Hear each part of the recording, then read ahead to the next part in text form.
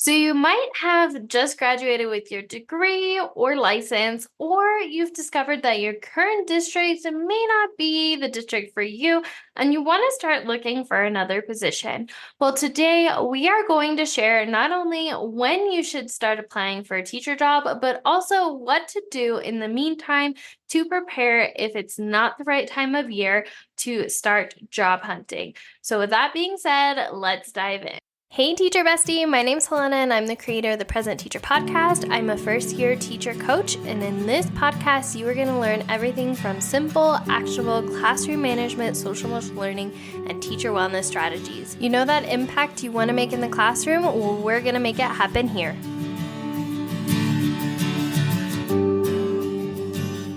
Before we dive in, the first thing you're going to want to do is you're going to want to answer this important question.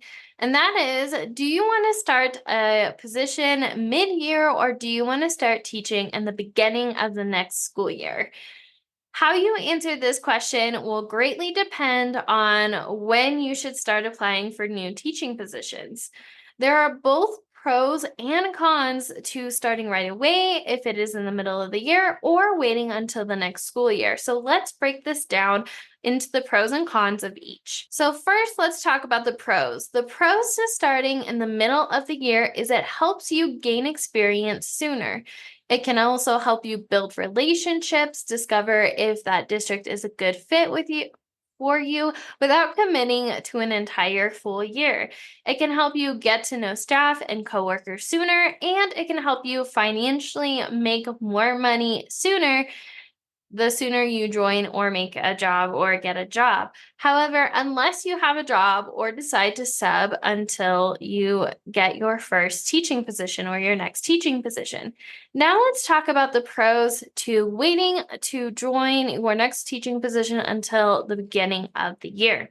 So the pros to waiting is that you have more time to set up and take any trainings or PD or research anything in the meantime.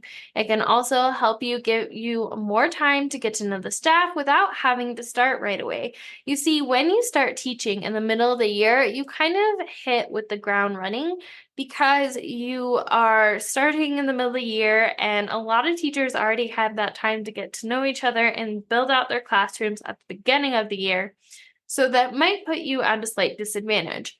Another pro to starting at the beginning of the year is you get to start with a new group of students like everybody else, and you get to train them how you would like without a previous teacher previously showing them how to interact throughout the classroom.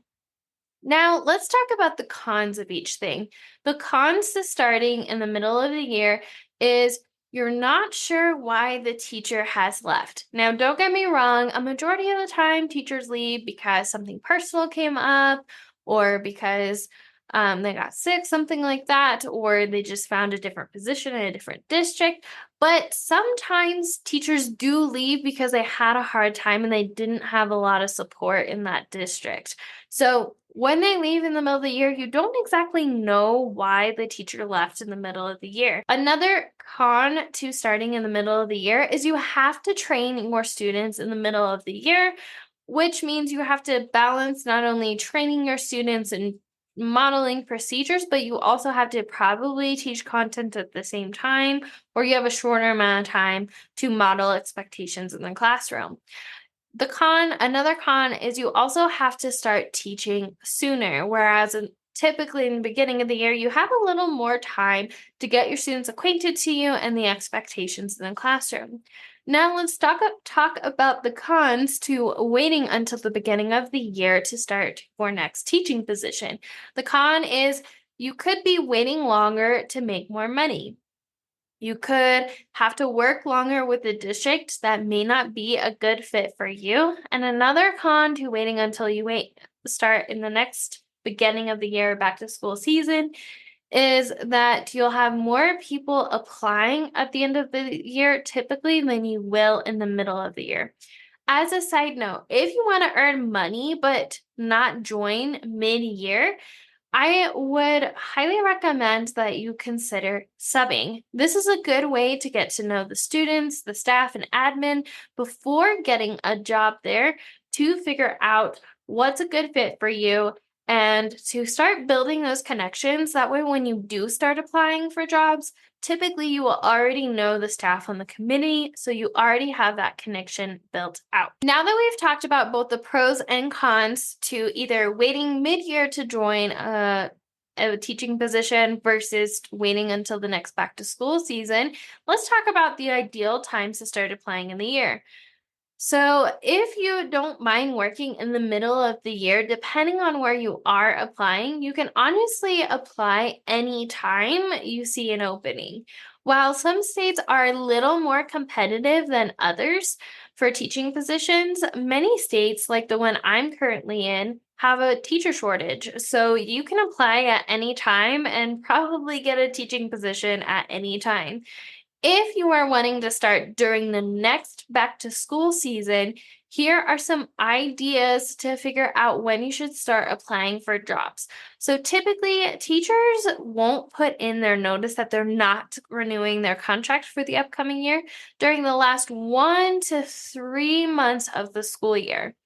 So, to figure out when the best time to start applying for teaching positions for the next school year, find a good way to figure this out is to find the district you want to apply for and start looking at those last 3 months of their school calendar. However, some districts may not hire until school is out. It is completely dependent on where you are at, the school district, and how prepared they are to start hiring for the upcoming school year. A general guideline to follow is to start looking for teaching positions for the new year between April and August. These are the months that districts are hiring, although they may be earlier or later depending on where the district is located at. So, now that we talked about not only if you should apply mid year or at the beginning of next year, let's talk about what to do in the meantime. So, now that you know when to start applying for teaching jobs, here are some things you can do in the meantime to start preparing for the hiring season so you are ready to go once positions are posted. So the first important thing, and this is something that I don't hear enough people talk about, is discovering your it factor. One thing you should do to prepare for your upcoming interview is figuring out what makes you stand apart from other candidates. Your it factor is what makes you stand out from the other candidates and ensures that you are the one that they should be hiring. So, ways to figure out your it factor is to figure out why are you passionate about teaching and what makes you a good teacher. Check out the Ultimate Interview Guide. I'll put a link in the description to figure out more about not only your it factor, but other commonly asked questions about interviewing, including what you should wear and how to answer teacher interview questions. The second thing you want to do to prepare for the upcoming hiring season is to rate schools or districts. So it's never too early to start rating or researching possible districts that you want to start applying to. So one way I personally like to do this is I like to go to niche.com and I look up any districts or schools that I am interested in working at. So again, that's niche.com. Once you type in a school, it'll give you a rating and a breakdown of the school or even district down to how many students per teacher ratio, how many are below poverty or receive free or reduced lunch, what the general rating of the school is, what their statistics are for passing state testing. All of those are really good to know. And it also leaves the option for teachers, staff, parents, and communities, members of the community to leave a review on that school. So save this. I would start writing and write down districts that you want to start working for now so you can refer back to it later. When you see a job posting, you can then go back and double check and make sure that they have a good rating or one that you feel aligned and comfortable working at. The third thing you want to do while preparing for the upcoming hiring season is you want to figure out the mission statement. So this is the last step you can do for applying for a teacher job is figuring out the district's mission statement or the school values. And The reason you want to write this down and have this on hand is this will help you when you start creating things like your cover letter, your application, or even how you answer interview questions for future job opportunities. I would highly recommend you save the mission statement and or the school values for later so you can refer back to it later when you start creating and personalizing things like your cover letter in the future.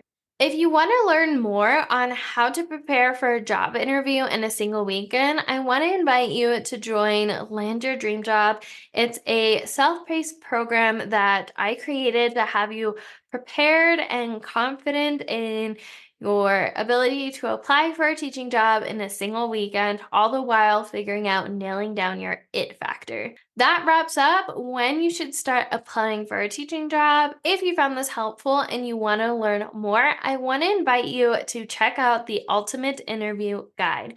When is the best time to apply for jobs where you are at? Let us know in the comments below. As always, remember we are stronger together, and I will see you next time, Teacher Bestie. Bye!